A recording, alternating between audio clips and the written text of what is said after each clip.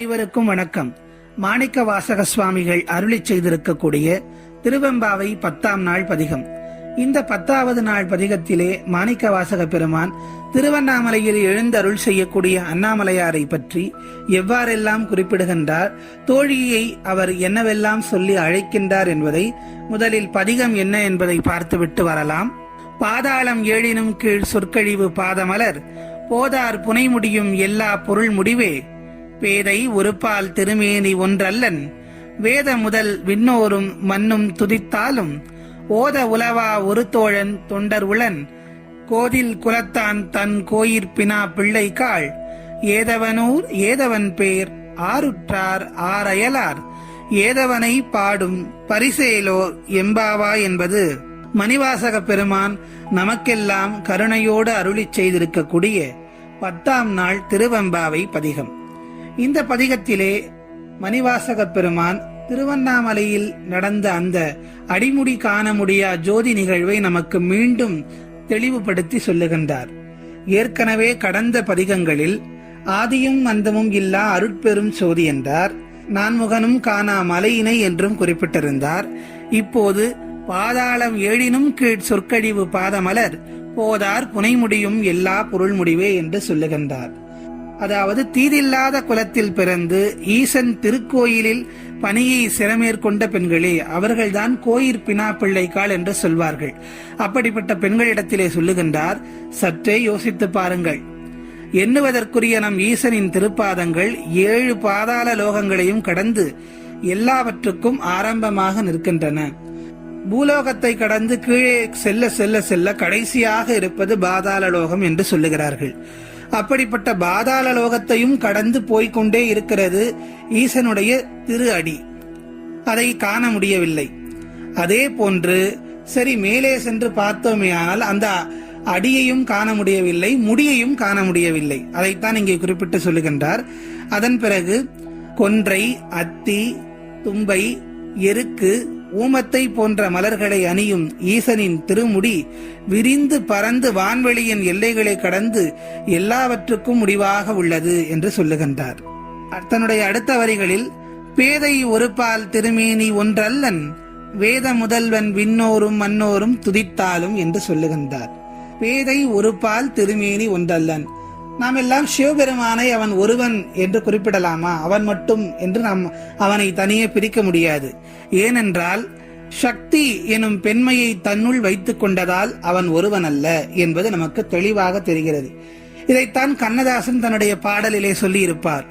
ஆனாகி பெண்ணாகி நின்றானவன் அவையொன்று தான் என்று சொன்னானவன் தான் பாதி உமை பாதி கொண்டானவன் சரிபாதி பெண்மைக்கு தந்தானவன் காற்றானவன் ஒளியானவன் நீரானவன் நெருப்பானவன் நேற்றாகி இன்றாகி என்றைக்கும் நிலையான ஊற்றாகி நின்றானவன் அன்பில் ஒளியாகி நின்றானவன் என்று தன்னுடைய பாடலிலே குறிப்பிட்டிருப்பார். விண்ணோரும் மன்னோரும் வேதங்களும் ஒன்றிணைந்து துதித்தாலும் அவனுடைய புகழை பாட முடியாது. அது அடுத்த வரிகளில் சொல்லுகின்றார். ஓத உலவா ஒரு தோழன் தொண்டர் உளன் கோதில் குலத்தான் தன் கோயிற் பினா பிள்ளைகாள் அன்பும் பண்பும் கொண்ட யோகிகளும் ஞானிகளும் அவனுடைய நண்பன் ஆவார்கள். இங்கே சுந்தரமூர்த்தி நாயனாரை பற்றி குறிப்பிடுகின்றார். அதற்கடுத்து ஏராளமான அடியார்களை பக்தர்களை உறவாக கொண்டவன். அவனுக்கு உறவினர்கள் என்று பார்த்தால் இந்த பக்தர்களும் அடியார்களும் தான் என்பதை இங்கே சுட்டிக்காட்டுகின்றார். அடுத்த வரிகளில் ஏதவனூர் ஏதவன் பேர் ஆருற்றார் ஆர் அயலார் ஏதவனை பாடும் பரிசேலோர் எம்பாவா என்று இந்த பதிகத்தை நிறைவு செய்கின்றார். அகிலமெங்கும் நீக்கமர நிறைந்திருப்பதால் எது அவன் ஊர்? எல்லாமுமாக இருக்கும் அவனுக்கு பெயர்தான் என்ன? சகல ஆன்மாக்களுக்கும் உறவாக இருப்பது சிவபெருமான் தானே. சகல ஆன்மாக்களும் அவனிலிருந்தே தோன்றியதால் யார் அவனது உறவு? யார் அவனுக்கு உற்றார்? எந்த வார்த்தைகளாலும் எந்த பொருளாலும் அவனை பாடி உருவகம் செய்ய முடியாது. சொல்ல முடியாத உணர்வுகளால் சொல்லால் நிறைந்திருக்கும் அவனை பாட எழுந்து வா தோழி என்று தோழியரை அழைப்பதாக மணிவாசக பெருமான் நம்மையெல்லாம் இறைவனை வழிபடுவதற்கு அழைக்கின்றார். சகலருக்கும் பிடித்ததை நமக்கு கொடுத்துவிட்டு யாருக்கும் பிடிக்காததை தான் ஏற்றுக்கொண்ட தியாகமூர்த்தி சிவபெருமான். அதைத்தான் இந்த பாடலுடைய உட்கருத்தாக மாணிக்கவாசகர் நமக்கு சொல்ல வருகிறார். எருக்கு ஊமத்தை அவன் சூட்டிக் கொள்வான், மல்லிகையும் முல்லையும் நமக்கு, ஜவ்வாதும் சந்தனமும் நமக்கு, சுடுகாட்டு சாம்பலும் கொக்கிரகும் அவனுக்கு, பட்டும் பீதாம்பரமும் நமக்கு, யானை தோலும் புலித்தோலும் அவனுக்கு, பொன்னும் மணியும் நமக்கு, பொங்கரவும் எலும்பு மாலைகளும் அவனுக்கு, அமிர்தமும் அறுசுவையும் நமக்கு, ஆலகாலம் அவனுக்கு. தெய்வங்களிலேயே சிவபெருமான் மட்டுமே தியாகராஜன் என்று போற்றப்படுவார். பார்க்கடல் கடைந்து வெளிவந்த சகல செல்வங்களையும் எல்லா தேவர்களும் போட்டி போட்டு பங்கிட்டுக் கொண்டனர். இறுதியாக வலி தாங்க முடியாமல் வாசுகி பாம்பு கக்கிய மகா ஆலகால விஷத்தை கண்டதும் எல்லோரும் ஓடிவிட்டனர்.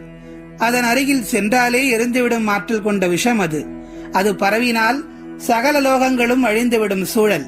விண்ணோர் எல்லோரும் ஈசனை பணிய கருணை கடலாம் நம் ஈசன் சகலரையும் காக்க தாம் அந்த விஷத்தை எடுத்துக் கொண்டார், நீலகண்டனாக மாறினார்.